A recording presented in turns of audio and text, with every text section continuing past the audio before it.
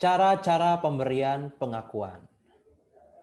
Pada pembahasan sebelumnya, yaitu pada video yang sebelumnya mengenai pengakuan dalam internasional, istilah Latin de facto dan de jure itu terkait erat dalam pemberian pengakuan terhadap sebuah negara baru dari aspek maksud dan tujuannya, politik atau hukum. Secara harfiah, de jure diartikan menurut hukum, sedangkan de facto diartikan sebagai berdasarkan keadaan yang sebenarnya atau fakta yang tidak diakui secara hukum.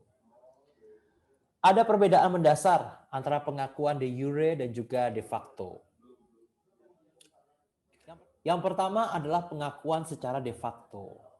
Dalam konteks pengakuan sebuah negara pengakuan yang diberikan oleh negara satu ke negara lainnya menjadi komponen utama dalam pergaulan internasional sebagai sesama anggota masyarakat internasional. Jenis pertama dari pemberian pengakuan adalah pengakuan de facto.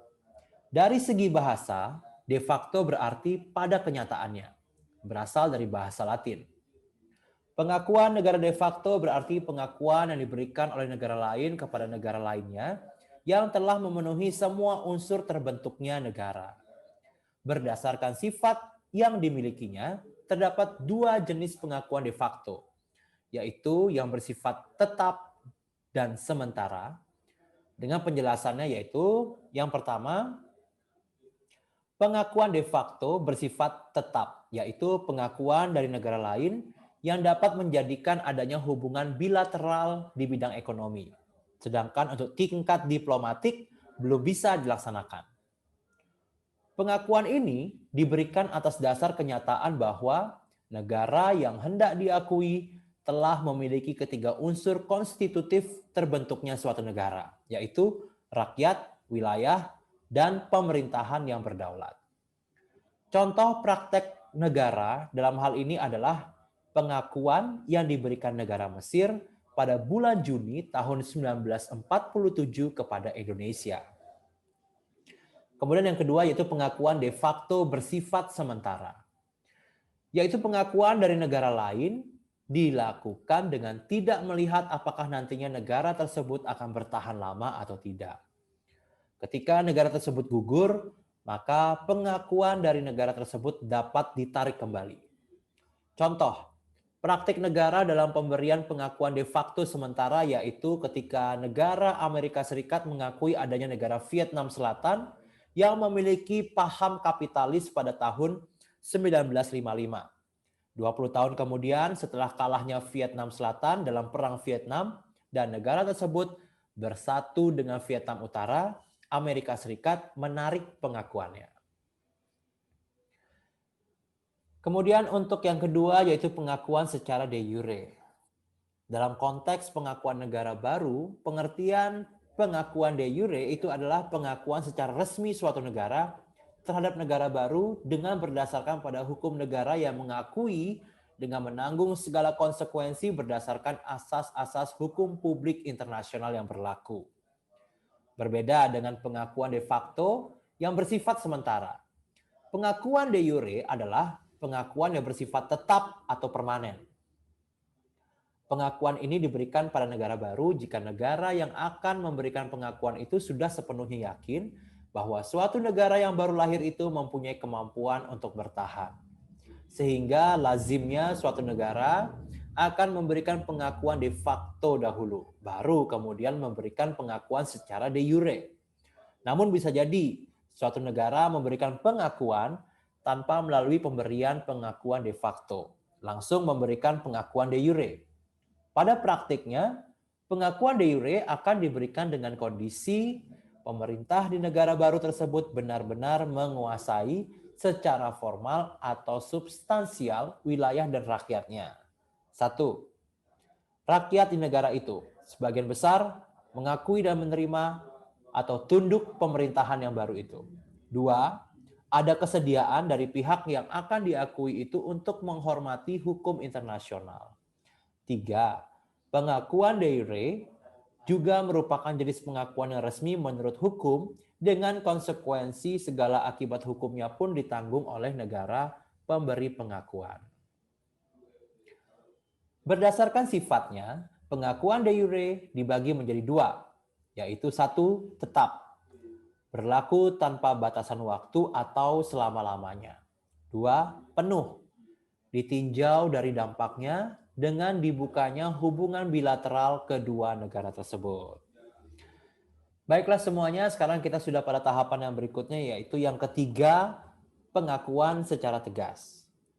Pengakuan secara tegas di sini berarti pengakuan yang dilakukan oleh sebuah negara secara terang-terangan, baik melalui pernyataan maupun tindakan bagi pemerintahan baru ataupun negara yang baru merdeka. Pengakuan secara terang-terangan ini dapat dilakukan melalui yang A, pernyataan pengakuan atau public statement atau declaration, dan yang B yaitu pengakuan melalui perjanjian. Yang keempat, yaitu pengakuan diam-diam. Pengakuan secara diam-diam itu berarti tidak ada pernyataan ataupun tindakan terang-terangan dari sebuah negara atas lahirnya pemerintahan atau negara baru. Tetapi dengan pernyataan atau tindakan yang implisit atau menyiratkan adanya penerimaan atau pengakuan atas lahirnya pemerintahan atau negara baru.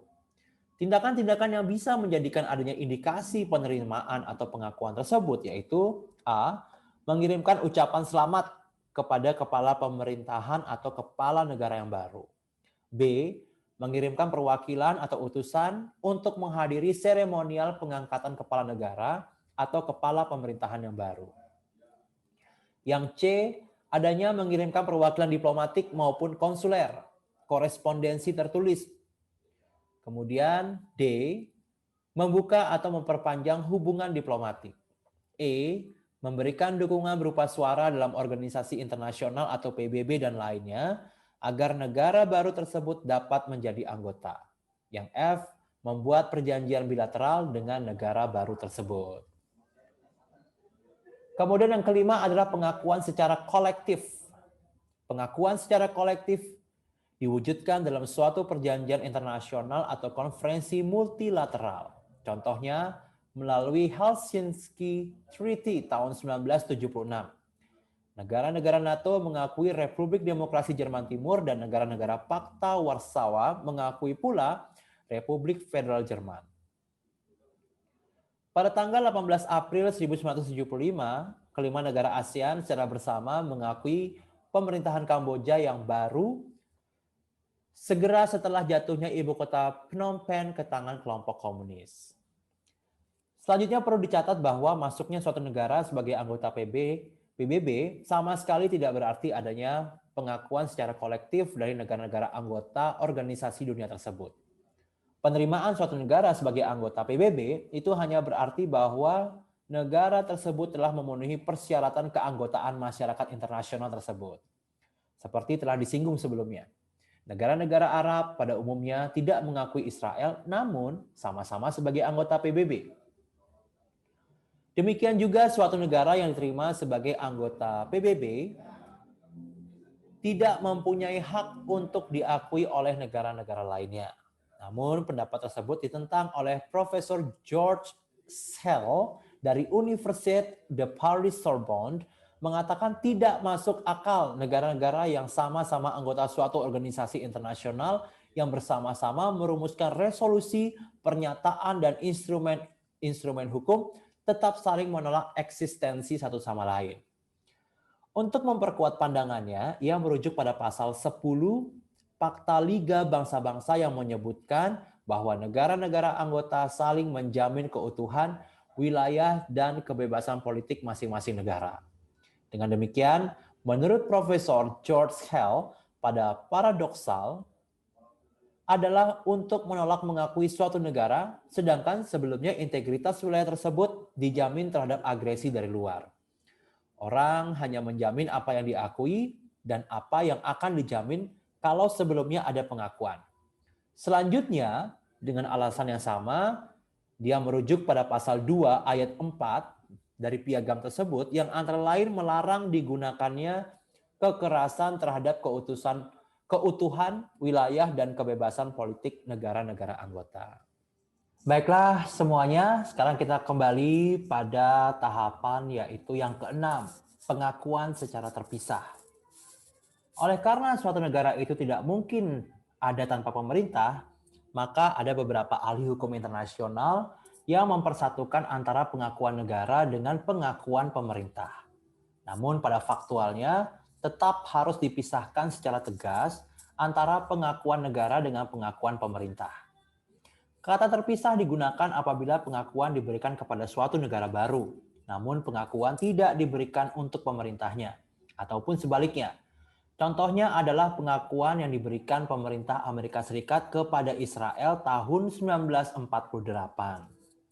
Dalam bulan Mei, ketika Israel telah memproklamirkan sebagai suatu negara baru dengan sebuah pemerintahan sementara, di mana banyak terdapat kontroversi di balik lahirnya Israel, terutama negara-negara Arab yang menentangnya. Amerika melalui presidennya Truman memberikan pengakuan terhadap lahirnya negara Israel tetapi tidak dengan pemerintahannya. Yang ketujuh yaitu pengakuan bersyarat. Sebenarnya jarang terjadi negara-negara diakui secara bersyarat. Umumnya berupa suatu kewajiban yang harus dipenuhi negara itu. Apabila pengakuan bersyarat demikian adalah kewajiban-kewajiban tidak dipenuhi, tidak akan menghapus pengakuan yang sudah diberikan. Karena sekali pengakuan itu diberikan, maka tindakan tersebut tidak dapat ditarik kembali. Apabila dengan syarat yang ditentukan negara tidak memenuhinya.